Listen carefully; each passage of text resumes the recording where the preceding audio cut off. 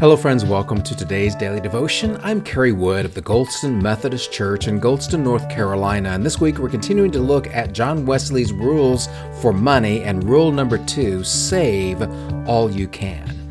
Today, to help us to understand this idea, we're looking in the book of Genesis chapter 41. I'm reading verses 46 through 49. Hear now these words. Joseph was 30 years old when he entered the service of Pharaoh, king of Egypt. And Joseph went out from Pharaoh's presence and traveled throughout Egypt. During the 7 years of abundance, the land produced plentifully. Joseph collected all the food produced in those 7 years of abundance in Egypt and stored it in the cities. In each city, he put the food grown in the fields surrounding it. Joseph stored up huge quantities of grain, like the sand of the sea. It was so much that he stopped keeping records because it was beyond measure.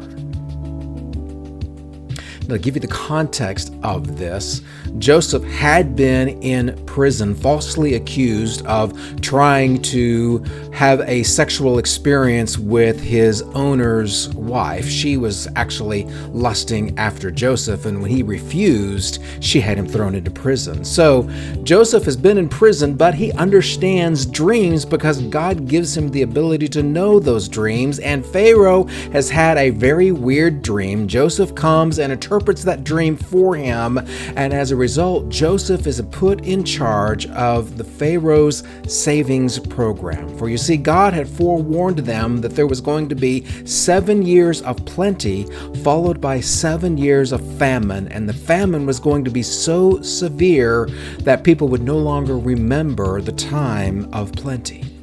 And so Joseph embarks on the grandest saving program that we can find in the scriptures. He literally saves all that he can, so much so that the scriptures even say he stopped keeping records because it was beyond measure.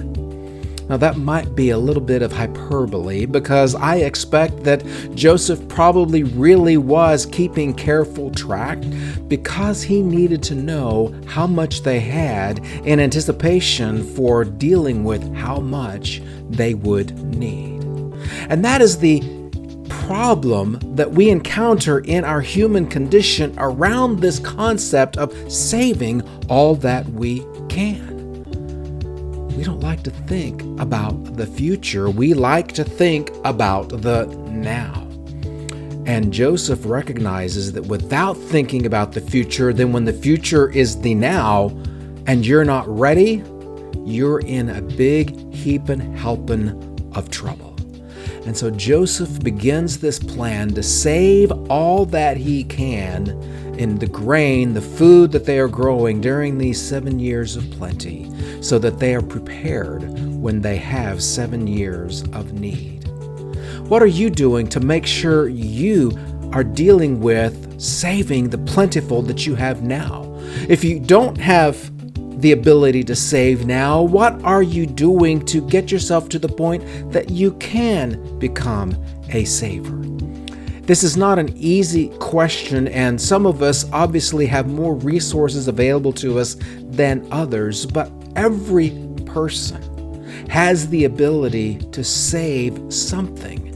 And if we save according to God's grace, I believe that God will bless our savings and will multiply it and grow it so that we can truly be prepared.